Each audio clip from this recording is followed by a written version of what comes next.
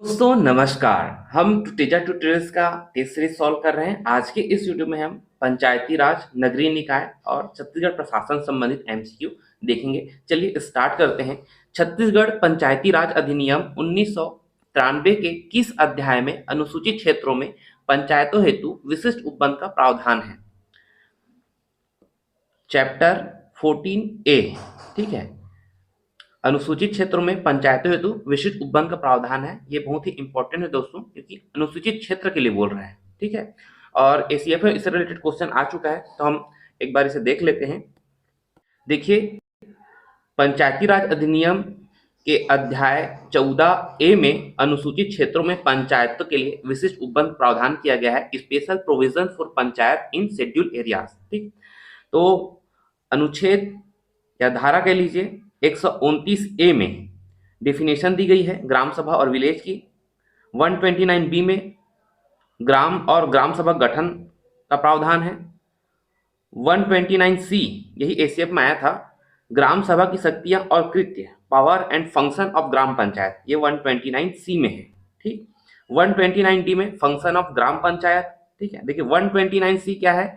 सभा, सी से सभा याद रखिए। ठीक है, और डी में क्या है आपका? पंचायत के कृत्य है, फंक्शन ऑफ ग्राम पंचायत। ठीक, ई में क्या है आपका? रिजर्वेशन, स्थानों का आरक्षण जो है 129E में है। और एफ में क्या है? जनपद और जिला पंचायत की शक्तियां। ठीक है, तो इन सेक्शंस को आपको याद रखना है, चैप्टर को भी याद रखना है। 14A में है। ठीक, क्या है? अनुसूचित क्षेत्रों में पंचायत के लिए विशिष्ट उपबंध। ठीक है, चलिए। छत्तीसगढ़ पंचायती राज अधिनियम में दोस्तों 15 अध्याय हैं, 4 अनुसूचियां हैं और 132 धारा हैं, इसे भी याद रखेंगे। नगर निगम का गठन कितनी जनसंख्या पर किया जाता है? 1 लाख से अधिक जनसंख्या पर नगर निगम का गठन किया जाता है। ठीक है, नगर पालिका का गठन और किस में किया जाता है? 20 लाख से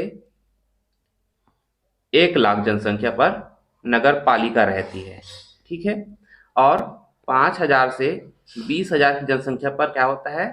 नगर पंचायत होता है। ठीक है, इस संख्या को याद रखेंगे। नगर निगम की संरचना के संदर्भ में सत्य है, इसमें निर्वाचित पार्षदों के अलावा अधिकतम 15 मनोनीत सदस्य हो सकते हैं। गलत है दोस्तों, 6 मनोनीत सदस्य होते हैं। ठीक है, वे सभी सदस्य राज्यसभा जो निगम क्षेत्र में मतदाता के रूप में दर्ज है। ठीक है, वे सभी विधानसभा सदस्य जिनका निर्वाचन क्षेत्र पूर्णतः या आंशिक रूप से निगम क्षेत्र में आता है। ठीक है, दोनों सही है, पहला स्टेटमेंट गलत है आपका, आंसर आपका बी हो जाएगा 2 और 3। नगर पालिका के प्रथम सम्मेलन की अध्यक्षता कौन करता है? राज्य निर्वाचन आयोग द्वारा प्राधिकृत अधिकारी जो है नगर पालिका के प्रथम सम्मेलन की अध्यक्षता करता है। नगर पालिका निगम एक वर्ष में अधिकतम कितने विशेष सम्मेलन बुला सकता है? अधिकतम 3 बार जो है विशेष सम्मेलन बुला सकता है। मेयर इन काउंसिल, महापौर का जो काउंसिल होता है उसका कोरम कितना होता है? 1/2, 50% होता है कोरम। ठीक है, याद रखेंगे। नगर पंचायत पार्षद के चुनाव में अधिकतम व्यय सीमा कितनी है? 50,000 रुपए की राशि जो है चुनाव में खर्च किया जा सकता है नगर पंचायत पार्षद के चुनाव में। ठीक है, नगर पालिका पार्षद के चुनाव में 1.5 लाख खर्च किया जा सकता है। और नगर निगम पार्षद के चुनाव में देखिए, इसके 2 कंडीशन है। अगर पॉपुलेशन आपका 3 लाख से अधिक है, ठीक, तो 5 लाख रुपए हम खर्च कर सकते हैं। ठीक है, पॉपुलेशन अगर 3 लाख से अधिक है तो 5 लाख रुपए तक खर्च किया जा सकता है, और 3 लाख से कम है तो इसमें 3 लाख रुपए तक खर्च किया जा सकता है चुनाव में। ठीक है, पार्षद के लिए क्राइटेरिया है। ठीक, तो क्वेश्चन में हमारा नगर पंचायत पार्षद पूछा गया था, तो 50,000 है, इसे याद रखेंगे। ठीक, कंफ्यूजन होता है इसलिए मैंने उसको बता दिया। 4 अभ्यर्थी सरपंच का चुनाव लड़ रहे, मतपत्र में इनका नाम किस क्रम में लिखा जाएगा? आप जानते हैं अल्फाबेट ABCD क्रम में लिखा जाता है। उपाधियां ये सब काउंट नहीं होती है। ठीक है, सरनेम को सेकेंडरी कंसीडर करते हैं, पहले नेम को कंसीडर करते हैं। ठीक है, तो देखिए डॉक्टर लिखा है, उपाधि है, लेकिन नेम ए से आ रहा है तो पहला अरुण आ जाएगा। ठीक है, उसके बाद फिर देखिए ठाकुर, ठाकुर जो सरनेम है। ठीक है, दीनानाथ उसका नाम है। ठीक, तो ये सेकंड में आ जाएगा आपका। ठीक, उसके बाद देखिए दिनकर सिंह।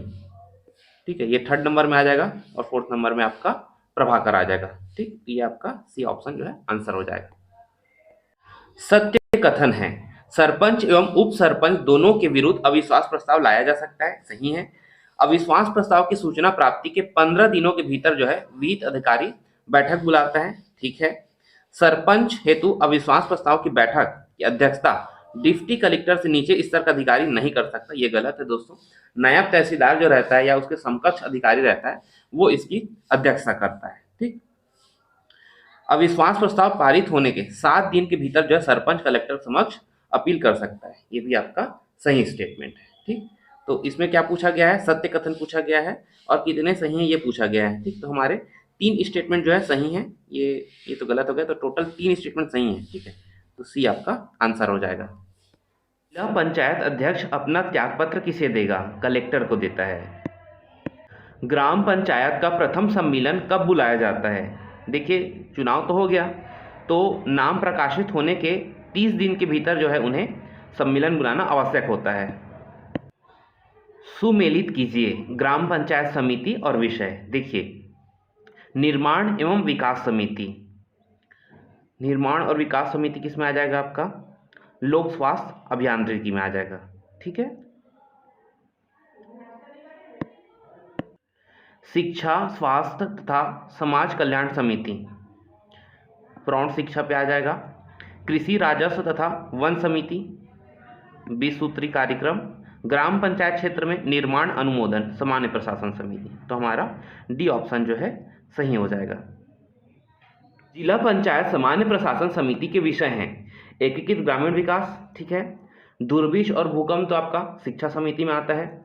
मितव्ययता और अल्प बचत, ठीक है, ये आपका सहकारिता और उद्योग समिति में आता है ना। ये भी आपका गलत हो जाएगा। ठीक। तो इसमें आंसर आपको हो जाएगा केवल 1। पंचायत चुनाव के संदर्भ में सत्य है। जनपद पंचायत के निर्वाचन हेतु रिटर्निंग ऑफिसर नायब तहसीलदार से निम्न रैंक का नहीं होगा। ठीक है। रिटर्निंग ऑफिसर प्रत्येक मतदान केंद्र हेतु एक पीठासीन अधिकारी नियुक्त करता है। ये भी सही है। मतदान अधिकारी मतदान केंद्र प्रमुख होता है। ये गलत है दोस्तों। पीठासीन जो अधिकारी होता है वो मेन होता है। ठीक। ये आपका बी आंसर सही हो जाएगा। ठीक है। निम्नलिखित में से कितने युग्म सुमेलित नहीं है? बलवंत राय मेहता 1957 बना था, सही है। थुंगन समिति 88 में बना था, सही है। लक्ष्मी सिंघवी समिति 1986 में बना था, ये भी सही है। भूरिया समिति 1995 बना था और इसी के थ्रू जान रहे हैं आप पेशा एक्ट बना था आपका 1996। ठीक है। तो ये भी आपका सही है। इसमें बोला है सभी कितने युग्म सुमेलित नहीं है। ठीक है। तो सभी सुमेलित लग रहे हैं, डी आंसर हो जाएगा इसका। संविधान के अनुच्छेद 243G में शामिल विषयों की संख्या है। कुल 29 विषय शामिल है, जान रहे हैं आप पंचायत में। कीजिए प्रावधान और अनुच्छेद। पंचायतों की संरचना 243C में है। सदस्यों की निर्हरता डिस्क्वालिफिकेशन, ठीक है, 243F में है। पंचायतों द्वारा कर आरोपित, यह आपको किस में है? 243H में है। और स्थानों का आरक्षण जो है रिजर्वेशन 243D में है। ठीक है। यानी हमारा बी ऑप्शन जो है 1A 2C 3 ये सही हो जाएगा। ठीक है।